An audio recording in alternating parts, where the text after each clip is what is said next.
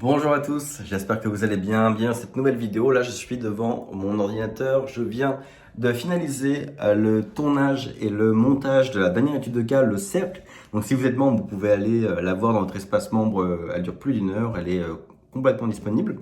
Et dans cette étude de cas, le cercle, aujourd'hui on voit comment apporter des résultats à un client traiteur. Pourquoi c'est intéressant? Tout simplement parce que je crois pas qu'il y ait beaucoup de villes dans le monde qui n'aient pas de traiteur. Donc peu importe où vous êtes, vous pouvez aller vous servir de cette étude de cas pour aller closer et livrer, apporter satisfaction à un client traiteur. Moi, avec Enemy Marketing, j'en ai eu quand même pas mal des clients. J'en ai au moins euh, des clients qui correspondent à ce qu'on a vu aujourd'hui. J'en ai au moins 4 ou 5 des clients traiteurs qui correspondaient un peu au profil dont on va parler aujourd'hui. C'est des clients voilà, qui sont forcément près de vous, que vous pouvez aller voir, et avec l'étude de cas aujourd'hui, vous pouvez aller voir avec une certaine crédibilité, légitimité. Vous allez voir que la stratégie est relativement simple, mais ça vous permettra de leur apporter des résultats. J'ai essayé beaucoup de choses, vu qu'on a eu plusieurs clients dans ce secteur. On a quand même essayé pas mal de choses. À chaque fois, on a eu de très bons résultats. Donc voilà, c'est une très bonne niche, comme on dit, pour apporter des résultats. Je vous laisse en juger vous-même à travers cet extrait qui dure plus de 20 minutes. Si vous voulez voir la version complète, eh bien, il vous suffit de vous abonner au cercle. C'est 19 € par mois sans aucun engagement et ça vous donne accès à toutes les études de cas. Donc là, dès l'inscription, vous en trouverez plein sur les restaurants, les cafés, les salles de sport, les écoles de yoga, les hôtels, les concessions automobiles, enfin, il y en a plein. Et je continue d'en faire régulièrement. Donc si ça vous intéresse, écoutez, pour 19 €, vous avez accès absolument à tout. C'est ci-dessous, dans le lien, dans la description. Et d'ici là, si vous voulez voir un peu à quoi ça ressemble, voici un extrait dans lequel il y a déjà énormément d'informations. Ça vous donnera déjà pas mal de bons indices pour établir une stratégie pour vos clients traiteurs. Mais bon, franchement, la version complète, je vous la conseille parce que dans la deuxième partie, celle qui est réservée aux membres du cercle, je vous montre même des exemples de clients réels, de ce qu'on a fait pour eux, des résultats un peu qui ont été générés. On rentre vraiment dans le concret, je vous montre des exemples concrets, donc ça vaut franchement la peine pour le prix. C'est quand même de l'information particulièrement précise et premium que vous ne trouverez pas ailleurs. Donc bref, je vous laisse avec cet extrait, le cercle. Si vous êtes membre, foncez dans votre espace membre. Et en attendant, je vous invite à venir me rejoindre dans le groupe Facebook public de devenir consultant. Le lien est ci-dessous. Je vais commencer à y partager beaucoup de contenu premium. On est en train de mettre plein de choses en place pour ce groupe avec beaucoup de contenu premium, des extraits de vidéos, de coaching et tout. Donc ça vaudra vraiment la peine d'être dedans. Donc venez ci-dessous en description, il y a le lien, il y a tout et vous pouvez nous rejoindre. Allez, je vous laisse avec l'extrait, on se voit juste après. Bonjour tout le monde, bienvenue dans cette nouvelle étude de cas, le cercle. Alors aujourd'hui, on va voir ensemble une stratégie d'acquisition clientèle pour les traiteurs. Alors les traiteurs, c'est une clientèle que j'apprécie beaucoup. Dans l'histoire de l'e-marketing, en tout, on a eu 4 ou 5 il me semble, de tailles différentes. On est monté jusqu'à des traiteurs qui généraient 5-6 millions de dollars annuellement. Et puis on a eu des plus petits clients qui étaient autour des 300-400 000 annuels. C'est une clientèle que j'apprécie beaucoup parce que il y a beaucoup de matière à faire des stratégies intéressantes avec des traiteurs. Il faut savoir que c'est un métier qui, vous allez le voir, est en même temps beaucoup de stratégie, en même temps beaucoup d'images, qui peut aussi mélanger le copywriting, on peut amener du copywriting à tout ça.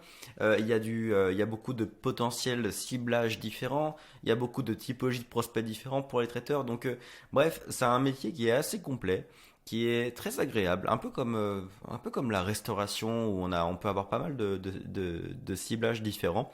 Donc je tenais à vous le présenter également parce que c'est aussi un métier, un type d'entreprise, un secteur d'activité qui est extrêmement porteur.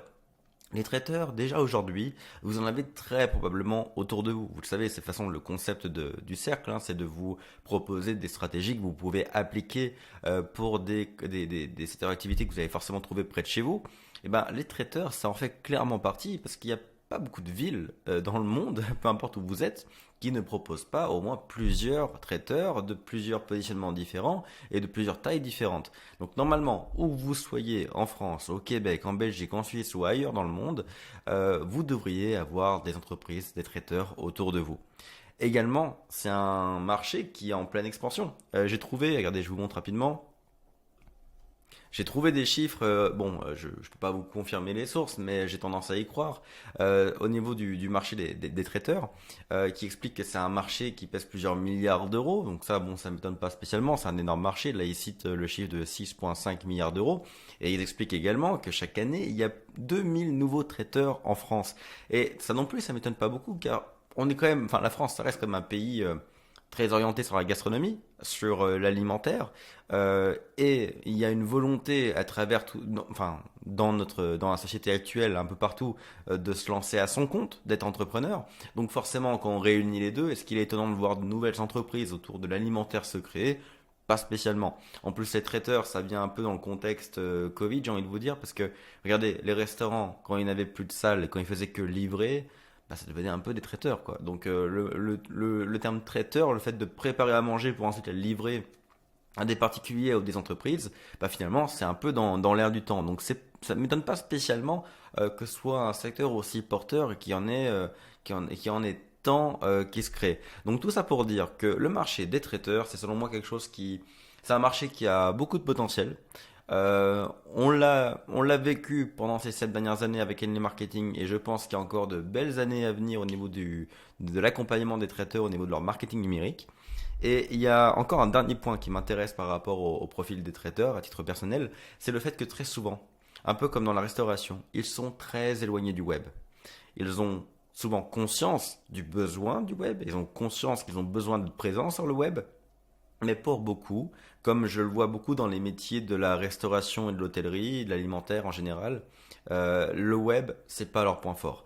Il est très rare qu'un chef, qu'un restaurateur, qu'un dirigeant d'hôtel ou autre, quelqu'un qui a vraiment, par exemple, suivi une école hôtelière ou une école de cuisine ou autre, ait des compétences profondes dans le web.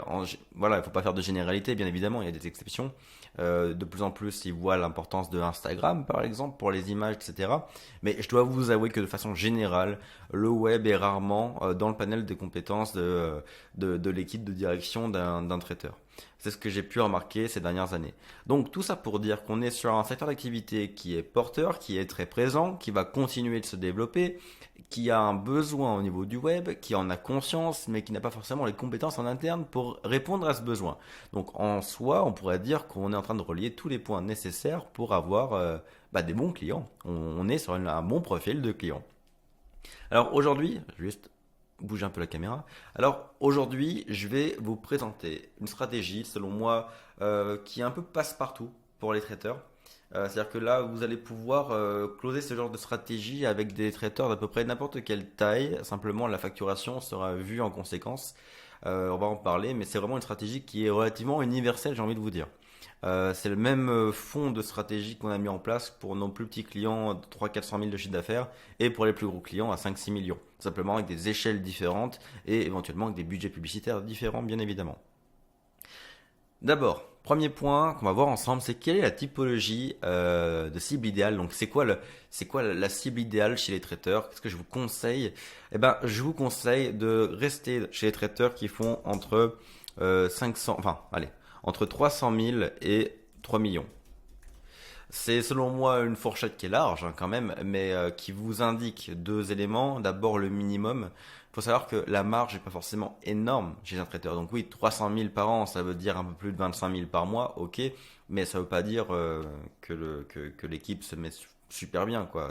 25 000 par mois, quand on prend en compte les marges qu'on trouve dans l'alimentaire, le coût, parce que c'est quand même, il faut de la ressource humaine pour faire tourner ce genre de boîte. On n'a pas forcément des rentabilités énormes dans le monde alimentaire et dans le monde des traiteurs. Donc, je vous dirais que 300 000, c'est un grand minimum si vous voulez qu'ils aient le potentiel économique nécessaire pour vous donner un contrat.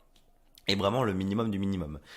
L'idéal, si on devait donner une grande moyenne, 1 million de chiffre d'affaires annuel en moyenne. Vous allez être face à des traiteurs qui ont quand même une infrastructure, une équipe, qui sont déjà dans une phase de croissance et qui ont de quoi vous payer. Voilà, c'est un peu la grande moyenne que je pourrais vous donner. L'autre caractéristique que j'aimerais vous suggérer, c'est d'aller vers des traiteurs qui ne sont pas seulement B2C, on va dire, dans le sens où, vous savez, on a des traiteurs qui ont par exemple un comptoir dans un marché, c'est une possibilité, mais il y a aussi beaucoup de traiteurs qui font des événements. Des événements B2C, comme des mariages, des bar mitzvahs, des anniversaires, etc. Et puis vous avez des traiteurs aussi B2B qui vont faire, et ça se voit beaucoup, voilà, des boîtes à lunch pour les entreprises, des parties de Noël, des fêtes j'ai beaucoup de vocabulaire québécois lié à tout ça parce que forcément je fais beaucoup de campagnes pour des clients québécois. Les parties de Noël d'entreprise, les fêtes de Noël d'entreprise, beaucoup de séminaires, les conférences. Vous voyez, tout ça c'est des traiteurs qui fournissent la nourriture, tout ça. Donc ça c'est du B2B et c'est super intéressant. Vous pouvez travailler là-dessus. Donc moi personnellement, si je dois vous conseiller un traiteur, je vous conseillerais un traiteur qui a tendance à faire du B2C et du B2B, notamment de l'événementiel. Moi j'ai remarqué que l'événementiel, en tant que marketeur numérique, on a quand même, on est bien placé pour le vendre. On peut quand même le vendre assez efficacement. Donc, je vous dirais, il faudra qu'il y ait un peu d'événementiel, B2C et B2B. Si vous voulez vraiment vous éclater, c'est aussi, là, je vous conseille aussi un ciblage, enfin une cible qui pourra vous permettre de vous amuser. Parce que vous allez voir, je vais vous montrer des choses après, on va aller sur les sites web de certains traiteurs, je vais vous montrer des trucs. Moi je me suis éclaté avec mes clients, on a fait des grands prix de Formule 1, on a fait des énormes soirées, on a fait des trucs, ils ont littéralement reproduit des voitures en taille réelle, en glace, au milieu de la pièce. J'ai vu des événements avec des murs de donuts, donc un mur complet recouvert de donuts, enfin, c'est des trucs de ouf. Un bar entièrement en glace dans lequel on allait chercher directement les cocktails. Bref, les traiteurs sont très créatifs quand ils font de l'événementiel. Ça vous donne accès à des trucs de ouf. Et quand au quotidien, autant vous amuser en tant que consultant. Si vous pouvez être invité à des énormes soirées avec vraiment des concepts de malades, on a eu un client qui a fait un événement style boréal. Il a recréé une forêt boréale dans une salle des congrès. Mais jusqu'à aller aux odeurs, les plats étaient servis dans du bois. C'est un tronc d'arbre qui a été débité sur place pour faire les assiettes. Enfin, voilà, il y a des concepts de dingue. Donc, autant vous amuser un peu, et dans l'événementiel, bah, vous pouvez vous amuser. Voilà. Donc, c'est un peu l'idée. Et puis, si vous pouvez aller vers un traiteur qui a un positionnement, pas forcément luxe, mais un peu premium, vous allez vous amuser encore plus, vous allez avoir encore plus de budget. C'est-à-dire que premium, haut de gamme et jusqu'au luxe, l'idée étant qu'un traiteur va forcément avoir une offre qui va être plus ou moins positionnée. Je vous donne un exemple. Moi, j'ai eu des traiteurs plutôt voilà, positionnés normaux qui faisaient des mariages et qui faisaient des mariages où ils avaient des menus qui commençaient à 15-20 $ par personne. C'est très très peu. Hein. Parce qu'imaginez, 15-20 $ par personne, il y a la vaisselle et tout, il y a la main-d'œuvre. Donc c'est vraiment, on est sur des très petits budgets, il n'y a pas beaucoup de marge, il n'y a pas beaucoup de place à l'amusement. Et puis j'ai eu des clients qui faisaient des mariages à 100 ou 150 $ par personne. Donc imaginez-vous, hein, c'est-à-dire que s'il y a 300 invités, à 150 balles par personne, rien que pour la nourriture, on est sur des beaux budgets. Et là, on a vu des mariages de dingue. Mais non seulement on s'amuse davantage, évidemment, dans des fêtes où il y a nos limites de budget, bon ça j'en parle même pas, mais surtout, la marge n'est pas la même. L'espace créatif n'est pas le même. La matière première pour faire des stratégies, etc. n'est pas la même. Et même si on parle purement business, si vous avez un client qui a 100 balles par personne de budget, ben potentiellement la marge est donc beaucoup plus importante. Donc le budget publicitaire alloué pour choper ce genre de contrat est aussi beaucoup plus important. Donc bref, vous avez plus de matières premières à tous les niveaux. Plus de budget, plus de visuel, bref, voilà, plein de trucs en plus. Et les clients, paradoxalement, sont souvent encore plus exigeants quand ils ont très peu de budget. C'est vrai pour nous en tant que consultants, c'est vrai pour les traiteurs aussi avec leurs propres clients. Donc au quotidien, il est plus facile de traiter avec des traiteurs plutôt positionnés premium, haut de gamme, luxe. Et vous allez voir, c'est pas si rare. La plupart des traiteurs, c'est ce qu'ils veulent aussi de toute façon. Donc ça, c'est un peu ce que je vous conseille. Donc des traiteurs qui ont des activités un peu dans l'événementiel B2C, B2B, un peu premium haut de gamme luxe, qui font entre 300 000 et 3 millions par an. Dans la moyenne, 1 million, c'est l'idéal. Voilà. Et encore une fois, pour résumer tout ça, dites-vous que c'est un marché qui est en pleine expansion. Donc vous pouvez faire du business à ce niveau-là. Maintenant, quels sont les points importants pour un traiteur? Avant d'attaquer la stratégie et de voir ce qu'on va mettre en place pour eux, quels sont les points importants pour un traiteur? Eh ben, d'abord, il faut que le traiteur, il n'a pas le temps. C'est le domaine de la restauration, de l'alimentaire. C'est un domaine qui bouge. Ils vont vite, c'est efficace. Quand vous travaillez, comprenez bien que votre client, traiteur, c'est un peu comme dans une cuisine de restaurant. Ça bouge, il va vite, ça parle fort, ça gueule, ça a des process extrêmement carrés. C'est extrêmement dynamique comme quotidien. Si vous arrivez devant votre traiteur et que vous êtes mou, et que vous parlez doucement, alors là on va faire ci, là, il va vous secouer le client. Et donc, déjà vous, soyez efficace quand vous parlez avec votre client traiteur, mettez-vous dans son mood, hein, soyez empathique. Donc, vous savez que dans son quotidien, ça bouge, donc bougez vous aussi. Et donc, vous savez que ce qu'il veut, ce client, bah, c'est des process clairs et efficaces. Vous savez que ce qui va animer votre client traiteur, c'est si vous lui mettez en place des choses qui ont des résultats, qui sont efficaces et qui ne lui demandent pas spécialement plus de temps. Parce que s'il y a bien un truc que j'ai vu chez tous les traiteurs et restaurateurs et hôteliers, enfin voilà, tous dans tout ce monde-là, c'est le manque de temps. Au quotidien, ce sont des gens qui manquent de temps. Donc on doit mettre en place des process qui vont les aider dans le gain de temps. Et quand vous allez vendre vos services, dans votre speech, dans votre R1, n'allez pas lui demander des heures et des heures de disponibilité pour travailler la stratégie. Votre client n'aura pas ce temps-là. Moi, si j'ai eu autant de facilité à closer des traiteurs, c'est parce que le premier, je me suis bien planté.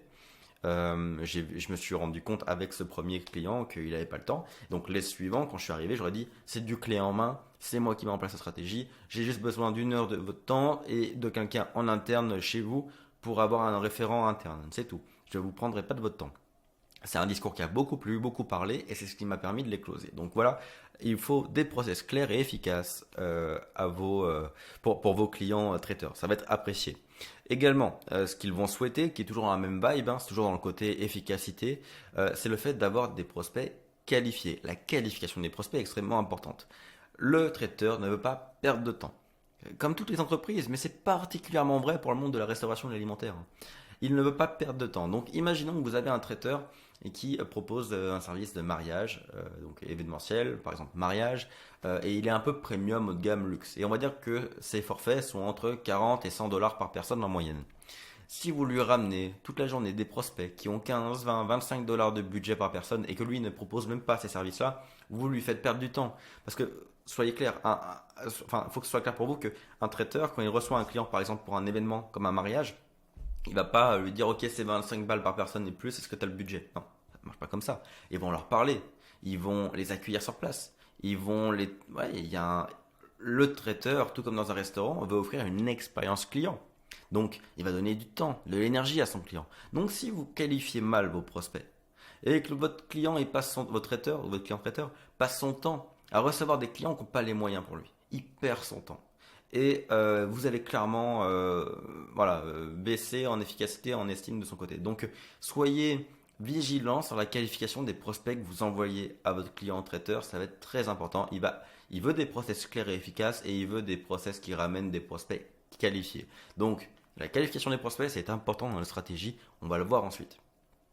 Et enfin, troisième point qui me semble évident dans le monde de la restauration et de l'alimentaire, c'est la réputation et la notoriété. C'est extrêmement important pour un restaurant ou pour un traiteur ou pour un hôtel d'avoir une bonne réputation, d'avoir une notoriété carrée, clean, un truc, enfin voilà, vraiment il faut qu'ils aient une image où on voit que globalement ils sont appréciés, il y a des bons retours. Ça c'est le troisième point important, donc ça veut dire bien évidemment qu'on va devoir mettre en place des choses dans notre stratégie en lien avec ça. On va mettre en place une stratégie qui aura notamment pour objectif de, d'améliorer, d'optimiser leur notoriété, leur réputation, leur image aux yeux du marché, aux yeux du grand public, aux yeux de leurs clients. Ok? Donc ça c'est voilà, vous avez une idée de la cible, vous avez une idée de leur problématique générale et donc vous avez une idée des points importants pour un traiteur. Si je peux vous dire tout ça, c'est bien évidemment parce que j'ai travaillé avec des traiteurs, hein. Je me doute bien qu'on peut pas voilà, si vous avez déjà eu des premiers clients traiteurs à qui ça s'est moyennement passé, c'est normal, on peut pas inventer toutes ces informations-là. Moi, mon premier client traiteur, j'ai beaucoup appris avec lui, ça c'est pas le client avec lequel ça s'est le mieux passé.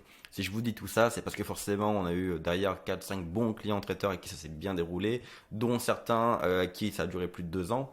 Donc bon, forcément, tout ce que je vous dis là, c'est directement tiré du terrain et de nos relations avec eux. Maintenant que ça c'est clair, bah écoutez, qu'est-ce qu'on peut faire pour eux? Alors, évidemment, un traiteur, c'est comme toute boîte, hein, il y a un levier vente, un levier prod. Euh, évidemment, il y a des traiteurs qui ont trop de clients et qui veulent recruter. Donc pour cela, vous pourrez mettre en place des campagnes de recrutement. Je vous invite à aller voir l'autre épisode du cercle dans lequel je vous présente comment mettre en place une campagne de recrutement. Mais là aujourd'hui, ce qu'on va faire, c'est qu'on va se concentrer sur les stratégies d'acquisition clientèle pour les traiteurs. Donc comment leur apporter des clients. Comment leur apporter des prospects, pour être plus précis. Les clients, après, voilà, c'est à eux de closer le client, mais comment leur apporter des prospects qualifiés. Aujourd'hui, on va avoir une stratégie qui va être en plusieurs niveaux. Et pour ça, vous le savez, moi j'aime bien mettre des contraintes. On va dire que ici, le but, c'est que je vais vous donner un budget réel que j'ai eu avec. Voilà, j'ai fait une moyenne des budgets que m'ont donné mes clients traiteurs. On va s'établir une contrainte de budget parce que sinon, des idées à mettre en place pour vos clients, j'en ai. Voilà, vous et moi, on en a plein. Mais évidemment, tout n'est pas faisable. On peut pas prévoir une stratégie comme si on avait budget nos limites. Le client va nous donner un budget. Généralement, moi, ce que j'ai vu, c'est que bon, il y a toujours un bon budget de départ parce que je vais pas vous le cacher, on va parler de site web notamment. Donc, dès qu'on parle d'un site web, il y a un gros budget one shot, et puis ensuite, il y a un budget publicitaire.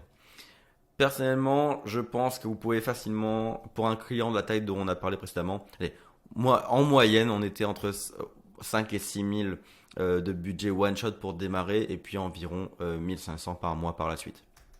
Donc, on va faire cette grosse moyenne. 5 000 euros one shot pour le premier mois, donc pour la mise en place.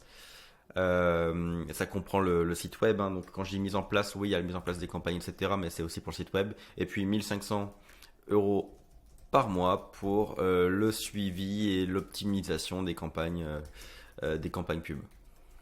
Voilà. Ça, c'est la grosse moyenne. On a eu nos clients qui faisaient 3, 4, 5 millions de chiffre d'affaires. C'était plutôt autour de 2500, 3000 euros par mois. Le site web One Shot pour notre plus gros client, c'était autour des 10, 15 000.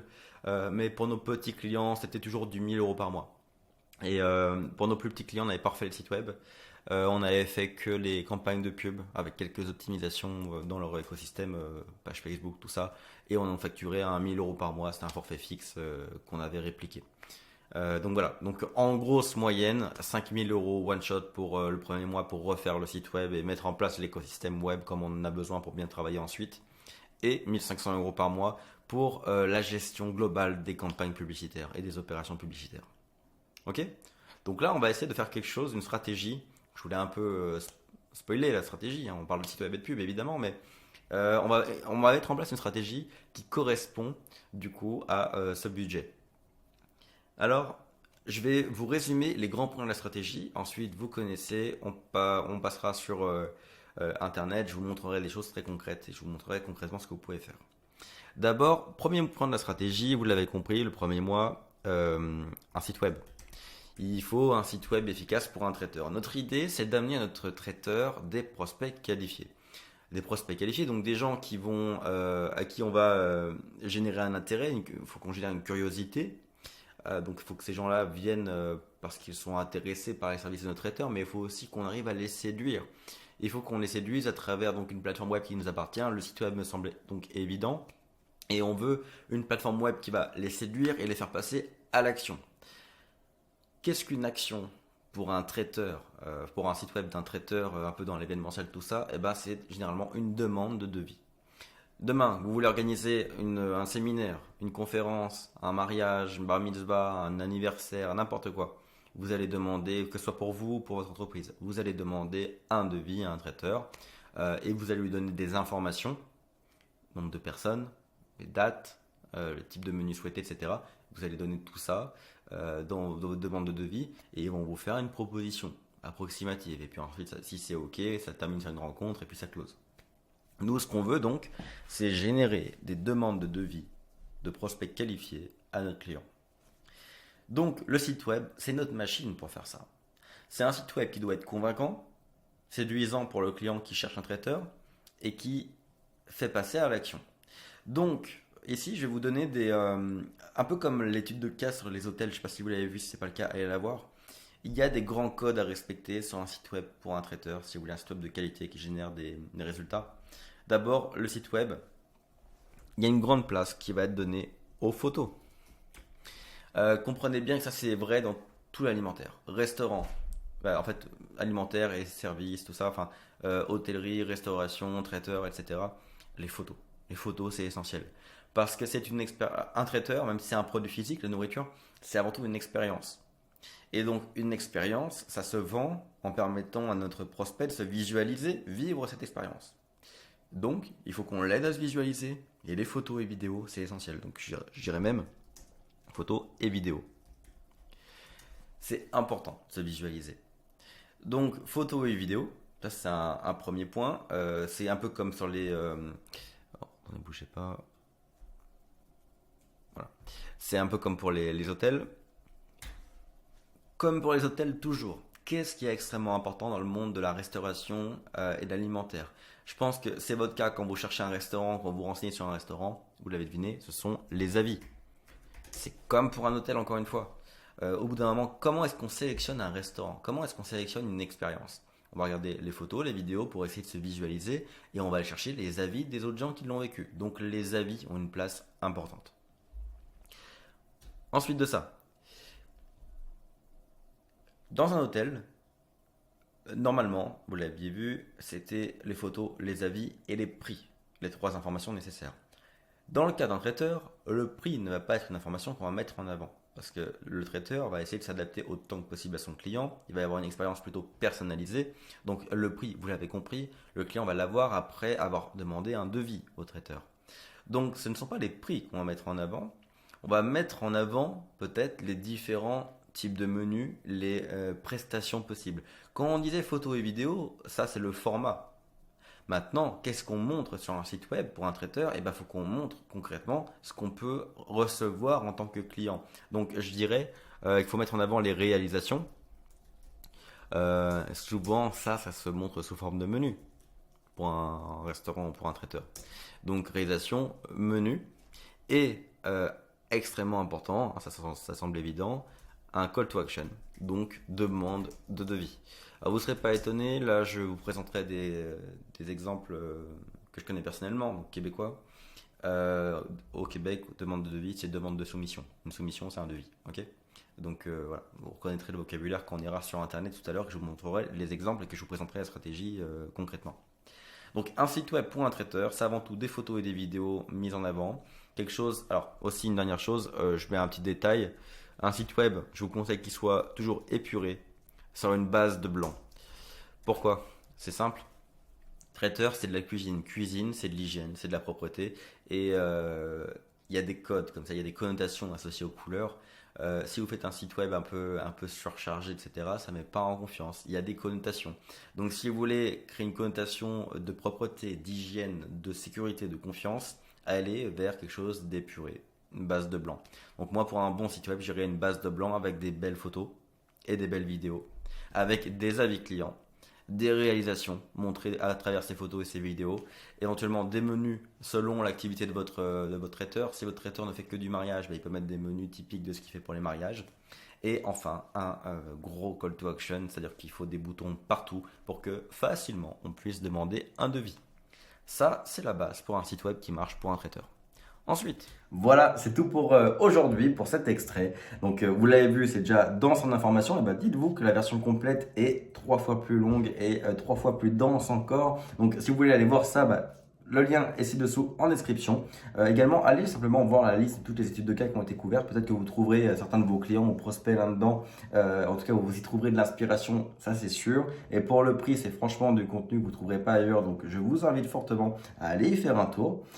Également, venez me rejoindre sur le groupe Facebook public. Comme je vous disais, ce groupe Facebook va vraiment devenir très très vivant prochainement avec beaucoup de contenu que vous ne trouverez pas ailleurs. Donc ça vaut la peine d'y être. Donc voilà, tout ça c'est en description. Encore une fois, écoutez, j'espère que ça vous a plu et je vous dis à très bientôt pour une prochaine vidéo.